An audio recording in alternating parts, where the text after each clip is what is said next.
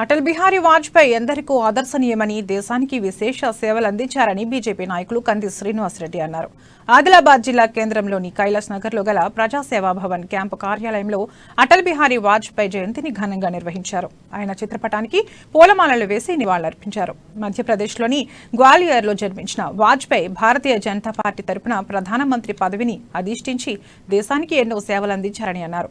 1968 నుండి 1973 వరకు జనసంఘ్ పార్టీకి అధ్యక్షుడిగా పనిచేసి 1980 నుండి 1986 వరకు భారతీయ జనతా పార్టీకి వ్యవస్థాపక అధ్యక్షుడిగా సేవలందించారన్నారు. 2015 మార్చి 27న రాష్ట్రపతి ప్రణబ్ ముఖర్జీ వాజ్పేయికి దేశ అత్యున్నత పౌర పురస్కారం భారతరత్న ప్రదానం చేశారన్నారు.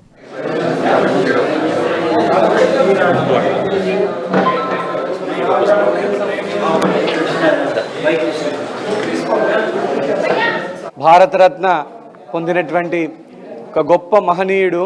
వారి సేవలని, జీవితాన్ని, వారు దేశం కోసం త్యాగం చేసినటువంటి ఈ జీవితాన్ని వారిని స్మరించుకుంటూ వారి జయంతిని ఈరోజు మా క్యాంప్ ఆఫీస్లో అద్భుతంగా ఘనంగా వారికి నివాళులు అర్పించడం జరిగింది. స్వర్ణ చతుర్భుజి కానీ, సెల్ ఫోన్ల విప్లవం కానీ, ఐటీ విప్లవం కానీ, వీటన్నిటికీ ఆద్యులు రోడ్ల నిర్మాణం కానీ, వీటన్నిటికీ ఆద్యులు పరమ పూజ్య శ్రీ అటల్ బిహారీ వాజ్పేయి గారు.